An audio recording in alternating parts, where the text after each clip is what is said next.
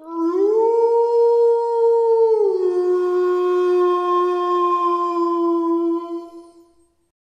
Friends, ఇంకొక కొత్త horror స్టోరీతో మీ ముందుకు వచ్చేసాను. ఈ స్టోరీ చాలా ఇంట్రెస్టింగ్గా ఉంటుంది. సో వీడియో మొత్తం చూసి మీకు నచ్చితే వీడియోని లైక్ చేసి మా ఛానల్ని సబ్స్క్రైబ్ చేసుకొని పక్కనున్న బెల్ సింబల్ యాక్టివేట్ చేసుకోండి. ఇక లేట్ చేయకుండా స్టోరీలోకి వెళ్ళిపోదాం. అది కొన్ని సంవత్సరాల క్రితం జపాన్లో ఫుజీ అనే యువకుడు ఉండేవాడు. అతను తన చిన్నప్పటి నుంచే తన తాతగారి ఊరికి వేసవి సెలవులకి వెళ్ళేవాడు. ఇప్పుడు కూడా అలాగే వేసవి సెలవులకు వెళ్ళాడు. కానీ తన చిన్నప్పటి నుంచి ఆ ఊరిలో ఒక దెయ్యం గురించి వింటూ ఉండేవాడు. కానీ తను ఎప్పుడూ చూడలేదు. అలా తను ఒకసారి కాలేజీ చదువుతూ ఉన్నప్పుడు తన తాతగారి ఊరికి వెళ్ళాడు.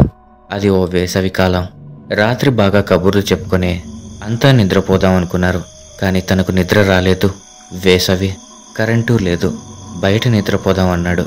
దానికి వాళ్ళ తాతగారు, నానమ్మ వద్దు, ఇంట్లోనే నిద్రపో, బయట అంత మంచిది కాదు అన్నారు.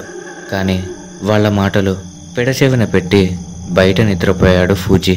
ఇక వాళ్ళు, చూడు బాబు, రాత్రి ఏదైనా శబ్దం కానీ లేదా అరుపులు కానీ వస్తే మమ్మల్ని లేపు, అంతేగాని నువ్వు వెళ్ళి చూడకు నాన్న అని అన్నారు. ఇక ఓకే ఓకే అంటూ నిద్రకు సిద్ధపడుతూ ఏంటో వీళ్ళు అనుకుంటూ ఆకాశం వైపు చూస్తూ నిద్రపోదాం అనుకుంటూ ఉన్నాడు.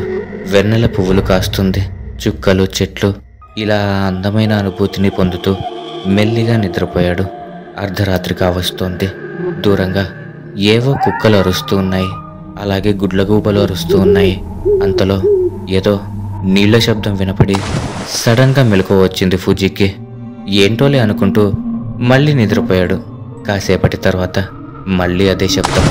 ఒక్కసారిగా నిద్రమత్తు వదిలి లేచి చుట్టూ చూస్తూ ఉన్నాడు. అలా ఆ వెన్నెల రాత్రిలో దూరంగా ఓ బావి కనిపిస్తూ ఉంది. కానీ అక్కడ ఎవ్వరూ లేరు. మరి ఏంటా శబ్దం అనుకుంటూ అలా చూస్తూ ఉన్నాడు. అంతే, అక్కడ చూసిన అతనికి ఒక్కసారిగా గుండె ఆగినట్టయింది. ఎందుకంటే అందులో నుంచి ఓ అమ్మాయి తెల్లని దుస్తులు వేసుకుని బయటకొచ్చింది. తను అలా అలా గాలిలో తేలుతూ కొద్ది దూరంలో ఉన్న ఓ భవనం దగ్గరికి వెళ్తూ ఉంది. తన కాళ్ళు కనిపించడం లేదు. ఇది అంతా చూస్తూ ఉన్న ఫూజీకి ఇక ఈ విషయం తన వాళ్లతో చెప్పాలి అని డోర్ దగ్గరికి వెళ్ళాడు. కానీ తనకు చిన్నప్పటి నుంచి దాని గురించి తెలుసుకోవాలి అనుకుంటూ ఉండేవాడు. ఆ ఆశతో ఇక వాళ్ళను లేపకుండా ఆ భవనం దగ్గరికి వెళ్ళాడు. అక్కడ తను వాకిలికి దగ్గరగా వెళ్ళి లోపలేం జరుగుతుందో వింటూ ఉన్నాడు. లోపలి నుంచి ఆ యువతి 1, 2, 3, 4 అలా 9 వరకు ఎంచుతుంది. ఆ తర్వాత చాలా హృదయం బద్దలయ్యే విధంగా ఏడుస్తుంది. ఇక ఫూజీకి ఏం చేయాలో అర్థం కాలేదు. ఇక ఆకారం బయటకు వస్తున్నట్టు తనకు అర్థమైంది. అక్కడే ఓ మూలకు దాక్కున్నాడు. ఇక ఆకారం ఏడుస్తూ బయటకొచ్చింది. అప్పుడు తన ముఖం కనిపించింది. ఏదో పిండి రాసినట్టు తన ముఖం అంతా ఉంది. కానీ ఇందాక చూస్తే చాలా అంటే చాలా అందంగా ఉండే తను ఒక్కసారిగా లోపలికి వెళ్ళి వచ్చేసరికి ఇలా ఎలా అనుకుంటూ ప్రాణాన్ని అరచేతిలో పెట్టుకుని అలాగే చూస్తూ ఉన్నాడు. అలా ఆకారం ఏడుస్తూ మళ్ళీ బావి దగ్గరికి వెళ్ళి అందులో దూకేసింది. ఒక్కసారిగా ఫూజీకి గుండెల్లో రైలు పరిగెడుతున్నట్లు అనిపించింది. ఇక అక్కడి నుంచి ఇంటికి పరుగు తీశాడు. మరుసటి రోజు జరిగింది తన తాతగారితో చెప్పాడు. తన తాతగారు మొదట కొద్దిగా కోపడ్డా తర్వాత కొద్దిగా నవ్వు తెచ్చుకున్నాడు. ఎందుకు తాతయ్య నవ్వుతూ ఉన్నావు? అది ఏంటి తాతయ్య, చెప్పు అని ఫూజీ అడిగాడు. ఓ, అది ఏమీ లేదు నాయనా, ఓ దెయ్యం అన్నాడు ఎంతో కూల్గా. అందుకు ఫూజీ, దెయ్యమా? అయినా కూడా అంత కూల్గా ఎలా చెప్పగలుగుతున్నావు నువ్వు అని అడిగాడు ఫూజీ. చూడు మనవడా, మాకిక్కడ అలవాటైపోయింది. ఇది నీకు చిన్నప్పుడు కొద్ది కొద్దిగా చెప్తూ ఉండేవాడిని. పూర్తిగా చెప్తే భయపడతావు అని చెప్పలేదు అని ఆ తాతగారు చెప్తూ, చూడు ఫూజీ, తన గురించి వింటే నీకు భయం కాదు, బాధ కలుగుతుంది. తను ఒక మంచి దెయ్యం, అది ఎవరిని ఏమీ చేయదు అంటూ తన గురించి చెప్పడం మొదలుపెట్టాడా తాతయ్య. తన గురించి విన్న ఫూజీ కళ్ళలో కూడా కొద్దిగా బాధ, కన్నీరు. అవును, నేను చెప్పేది నిజం. తన పేరు ఓకీకు. జపాన్లో కో ప్రాంతం ఉంది. అందులో ఓ చోటులో ఓ భవనం, దాని యజమాని ఓయామా. తను కొన్ని నెలలు ఇంట్లో ఉంటూ కొన్ని నెలలు ప్రపంచం తిరుగుతూ సంపాదిస్తూ పెద్ద కోటీశ్వరుడయ్యాడు. తన ఇంట్లో కొంతమంది పనివాళ్ళు ఉండేవారు. తనకంటూ కుటుంబం ఏదీ లేదు, కేవలం పనివాళ్ళు మాత్రమే. వారిలో వంట మనిషి ఒక మహిళ ఉండేది. తనకు కొద్దిగా ఆరోగ్య పరిస్థితి బాగాలేకపోవటం వలన ఈసారి ఓయామా వచ్చేసరికి అక్కడ తన దూరపు బంధువైన ఓకీకును ఉంచుతుంది. ఆ తర్వాత తను వెళ్ళిపోయింది. ఓకీకుకు ఒక 18 ఏళ్ళు ఉండొచ్చు. చాలా మంచిది, అలాగే చాలా మంచి అందగత్తె. చలాకితనముతో అందరితో కలిసిపోయేది. కేవలం వంట పని మాత్రమే చేసేది కాదు, మిగిలిన పని వాళ్ళ పనులు కూడా చేసేది. అలా చాలా మంచి పేరు తెచ్చుకుంది. తన కళ్ళు, జుట్టు, తన రంగు తగిలితే తనకు ఏమైనా అవుతోందా అనే అందం తనది.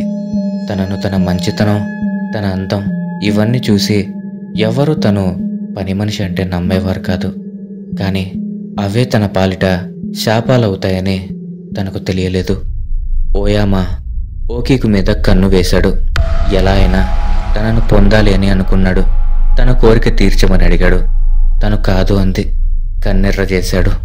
తనను పొందడానికి ఎన్నో పన్నాగాలు వేశాడు. కానీ ఓకీకు వాటికి లొంగలేదు. ఇక ఓయామాకు కసి అంతకంతకు ఎక్కువయింది. ఓకీకును ఖచ్చితంగా ఏదో ఒకటి చెయ్యాలి అనుకున్నాడు. అందుకోసం బాగా ఆలోచించి ఓ కుట్ర వేశాడు. తన దగ్గర తను చాలా ఖరీదు పెట్టుకున్న ఒక రకమైన ప్లేట్స్ ఒక 10 ఉండేవి. వాటిలో ఒకటి ఓయామా ఎక్కడో దాచిపెట్టి అది ఓకీకు దొంగతనం చేసి ఉంటుంది అని తన మీద అభాండం వేశాడు. దానిని మర్యాదగా తెచ్చివ్వు, లేదా నీకు శిక్ష పడుతుంది అన్నాడు. అలాగైనా తన మాట వింటుంది అని. కానీ ఓకీకు కుమిలిపోయింది. ఆ తప్పు చేయలేదు అని కుమిలి ఏడుస్తూ ఉండేది. కానీ దానికి కరిగిపోయే మనసు కలవాడు మాత్రం కాదు ఓయామా. ఓకీకు చిత్రవద అనుభవిస్తూ ఆ తప్పు చేయలేదు అని కాళ్ళ వేళ్ల పడింది. కానీ అతను నిన్ను వదిలే ప్రసక్తే లేదు అని తేల్చి చెప్పేశాడు. ఇక బాధను భరించలేక, అతనికి లొంగలేక, అవమాన భారాన్ని మోయలేక పెరట్లో ఉన్న బావిలో ఓ అర్ధరాత్రి దూకి చనిపోయింది. ఇక అంతా ఓకీకు ఈ లోకాన్ని వదిలి వెళ్ళిపోయింది అని అనుకున్నారు అందరూ. కానీ ఓకీకు చనిపోయిన 2 రోజుల తర్వాత అసలు కథ మొదలయ్యింది. అర్ధరాత్రి ఓయామా ఇంట్లోకి ఓకీకు ఆత్మ వెళ్ళిపోయింది. ఇల్లంతా తిరుగుతూ ఏడుస్తూ ఉంది. తను దేనికోసమో వెతుకుతూ ఉంది. ఆ తర్వాత హృదయ విదారకంగా ఏడుస్తూ తిరిగి బావిలో దూకేసింది. ఆమె వెతుకుతూ ఉండేది కనిపించకుండా పోయిన ఆ 10 విలువైన ప్లేట్ కోసమని అందరికీ అర్థమైంది. తను దొంగతనం చేయలేదని నిరూపించేటందుకే అలా వచ్చిందని అందరికీ అర్థమైంది. ఇక ఓయామా హడలిపోయాడు. తన పాపం అందరికీ తెలిసిపోతుందని భయపడి తర్వాత కొన్ని రోజులకి కన్ను మూశాడు. ఆ తర్వాత ఆ బంగ్లా ఓయామా దూరపు బంధువుల చేతికి వచ్చింది. కానీ అక్కడ జరుగుతున్న సంఘటనలకు భయంతో ఉండలేక వెళ్ళిపోయారు. ఇక అక్కడ ఎవరు ఉండలేకపోయారు.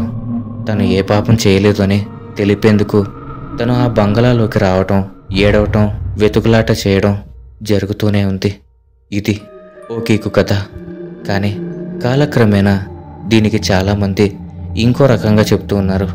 కొందరు ఓయామనే తనను చంపి ఉంటాడు అని, ఇంకొందరు ఓకీకు అజాగ్రత్త వల్ల ప్లేట్ పగులుతుంది అని, దాంతో ఓయామా కోపంతో కొడతాడు అని, పొరపాటుగా తను చనిపోతుంది అని, ఇది ఎవరికీ తెలియకుండా ఉండటానికి తన శవాన్ని బావిలో వేశాడు అని అంటారు.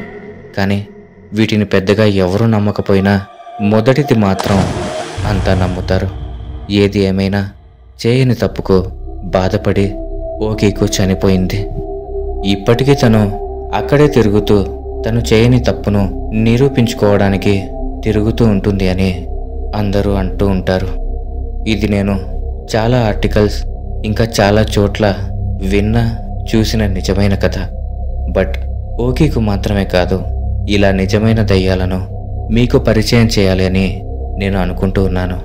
వాటిని కూడా మీకు పరిచయం చేస్తాను. ఓకే ఫ్రెండ్స్, ఈ స్టోరీ కనుక మీకు నచ్చినట్లయితే ఖచ్చితంగా ఈ వీడియోని ఒక లైక్ చేసి మీ అభిప్రాయాలను కామెంట్ చేసి మీ స్నేహితులు మరియు బంధువులతో షేర్ చేసుకోండి. అలాగే మా ఛానల్ని సబ్స్క్రైబ్ చేసుకొని పక్కనున్న బెల్ సింబల్ని యాక్టివేట్ చేసుకోండి. Thanks for watching.